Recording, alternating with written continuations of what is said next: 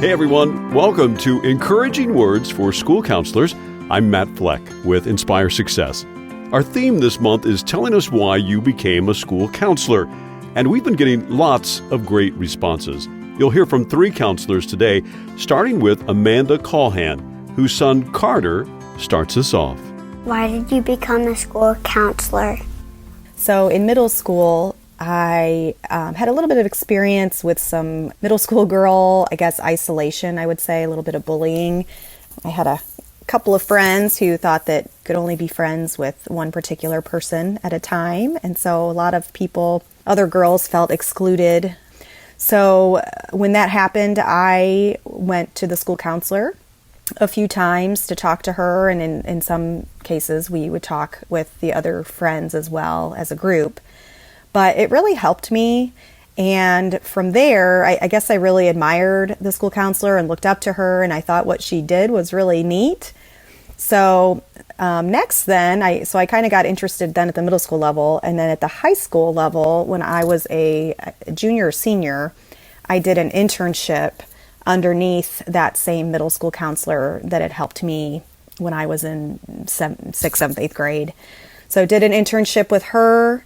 And then from there, that just kind of is how it all came to be, and went on and went straight into school counseling. And I've never regretted it. And I'm so glad that that's the profession I chose.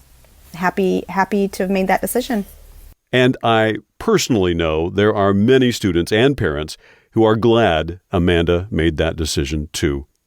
Bradford Goodridge majored in theology as an undergrad, studying to become a minister. But like Amanda, he too was influenced by an adult he connected with at an early age. In the junior and senior years, we do an internship, and I was actually at a church school with a pastor. And just that experience, I was like, I want to be in a school setting. Like, I don't want to be out at a church where you see people like once a week maybe. Like, I want to hang out and talk with kids and help them on a daily basis. And my mom's a school teacher and also at a church school, and we had a pastor, a young guy. When I was like in 6th grade, he came and he was sitting down with us at lunch. He was coming into our classrooms or saying hi to us at recess. And that little thing, that experience, that relationship with him, that role model, it just really got to me in my senior year of theology. And after I graduated with that bachelor's, I was just like, I don't know if this is for me. And I got an email from my university saying, hey, we also have a master's program in school counseling. And I was just like, what's school counseling? Because I didn't have one growing up. I didn't have a counselor. And so when I saw that, I was like, I think this might be for me. So that's the route I went. And it was just that experience of having that adult who came down to our level and, spent time with us as kids and realizing, I want to be in a school setting. My undergraduate degree was in forestry, which I loved, but which always made my high school students laugh for some reason. Apparently, I don't look like their image of a lumberjack.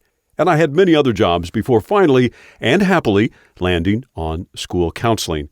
Now, Sheila Patterson worked with a subsidiary of General Motors outside of Detroit for many years before she decided to become a school counselor due to the unrest that she was witnessing around her. At that time, it was right when kids were starting to hurt each other, in some cases shoot each other, over things like necklaces and tennis shoes. And I was working with cars, and that's not a bad thing. I think everybody has their area of expertise, but for me, working with cars, though important, it didn't seem as important as working with kids and trying to help them find other ways to resolve conflicts. So I left business and went on ahead and decided to become a school counselor. Coming out of her master's degree program, Sheila decided she'd either work at an elementary school or a high school, but definitely not a middle school, until she worked at a middle school. And guess what? Yes, she loved it. Because sometimes what you think you won't like is what you really enjoy. I think middle schoolers are a blast. They're hilarious. So I love middle school.